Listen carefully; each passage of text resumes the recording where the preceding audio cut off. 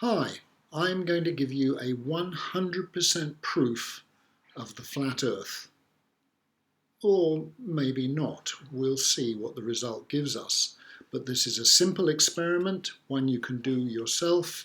It requires nothing other than a map. This is a standard flat Earth map. You can see the spokes radiating out from the centre point of the map, which is the North Pole. By definition, the spokes get wider apart the further they get from the centre. I've marked two of the spokes, A1 and B1. You can clearly see that they get wider apart the further out from the centre they get. The distance from A1 to B1 is much further than the distance from A2 to B2. Even though A1 and A2 lie on the same spoke, and B1 and B2 lie on the same spoke. You can see the distance between the two is the red arrow in each case, and the A2, B2 red arrow is much, much longer than the A1, B1 red arrow, even though the endpoints lie on the same two spokes of the wheel. So, if there was a city at point A1 and a city at point B1, we could measure the distance between them. Please note that this map is not particularly accurate. I've just used it to illustrate my point. If there were a pair of cities at points A2 and B2, we could also measure the distance between them. And clearly, the distance between city A1 and B1 would be much smaller than the distance between city A2 and B2. You can see that from the length of the red arrows on the map. This is the case even though A1 and A2 and B1 and B2 lie on the same spokes of the wheel. Now, let's look at the sphere version of the Earth. Most importantly, you can see that the lines which start at the North Pole gradually widen out until they reach the equator, then they start to converge again. This is very different from the flat Earth map, where the lines which start at the North Pole continue to diverge. They get further and further apart the closer to the Antarctic rim that they get. It's a very important difference. Because the longitude lines on the globe spread out from the North Pole to the equator and then converge again south of the equator until they meet again at the South Pole, the distances between the two pairs of cities should be identical if the Earth was a globe and the two pairs lay on the same circle of latitude. You can see from the diagram, it's easier to see visually than to explain in words. The endpoints of the two red arrows lie on the same two lines of longitude, and the lengths of the two red arrows should be exactly the same if the Earth was a sphere. The lower of the two red lines would be much, much longer if the Earth was flat. Here you can see it again. The lines of longitude on a flat Earth map spread out like spokes on a wheel. Lines of longitude on a globe Earth map spread out as far as the equator and then converge again to meet at the South Pole. Lines drawn between a pair of spokes on the flat Earth map will be further apart than lines on the same spoke further north. So the X line is shorter than the Y line on the flat Earth map, even though the endpoints are on the two same spokes. If you look at the sphere Earth map, the endpoints are on the same lines of longitude, but the two red lines are the same length. This is the crucial difference. So all we need to do to prove conclusively if the Earth is flat or spherical is to find two pairs of cities an equal distance north and south of the equator and then measure the distances between them.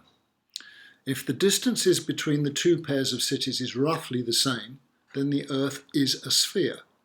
If the distance between the pair of cities nearer to the Antarctic is much greater than the distance between the pair nearer to the North Pole, then the Earth is flat. This is a 100% proof either way.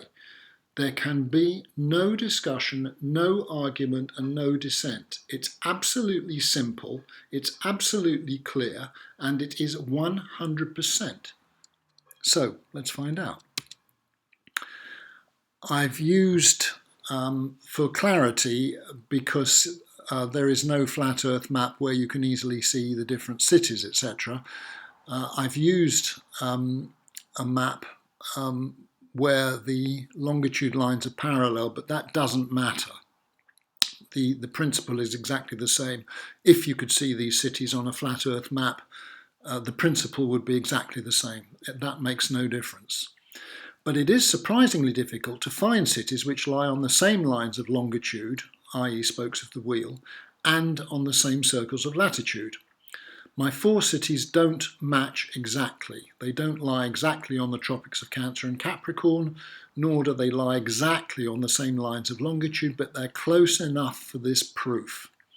My 4 places are the Turks and Caicos Islands in the Caribbean, Mecca in Saudi Arabia, they both lie more or less on the circle of Cancer, and Antofagasta in Chile and Toliara in Madagascar, which both lie roughly on the circle of Capricorn. Turks and Caicos Islands lie roughly 72 west, 22 north, and Antofagasta lies roughly 71 west and 24 south. Mecca lies 21 north and 40 east, and Toliara lies 23 south and 44 east.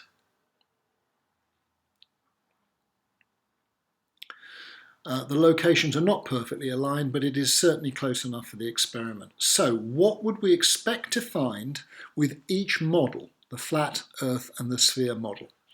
Here on this page you can see the flat Earth version. At the top you've got the North Pole.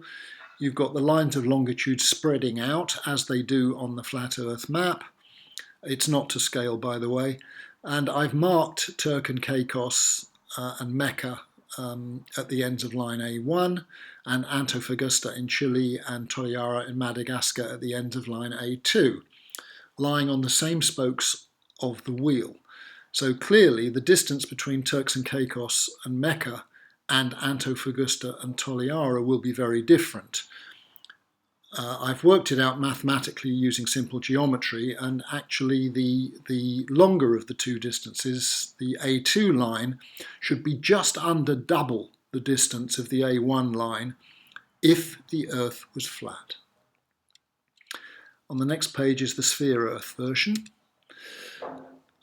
Here we have the sphere Earth, and because the lines of longitude converge again south of the equator, the distances between the two pairs of cities will be the same. You can see lines A1 and A2 are the same, with their endpoints on the same lines of longitude. In the previous map, A2 was much longer than A1. And the conclusive proof is on the next page. Please note, I've used standard maps and the standard flat Earth map to illustrate this proof. It is not possible to dispute the result. There is no mysterious science involved, no photos that can be photoshopped, no formulas that can be doctored, no evidence that can be falsified. All you have to do is find the distances between the two pairs of cities. If the distances are more or less the same, the Earth is a sphere. If the southern city distance is nearly double the northern city distance, the Earth is flat. There is no argument about this. It is 100% proof. Oh look, the distances are nearly the same. 6,961 between Turks and Caicos and Mecca, and 7,005 between Antofagasta and Toliara. Sorry, flat earthers, you are wrong. The Earth is a sphere. Don't blame me if you don't like the answer, but it is 100% undeniable proof. The Earth is a sphere.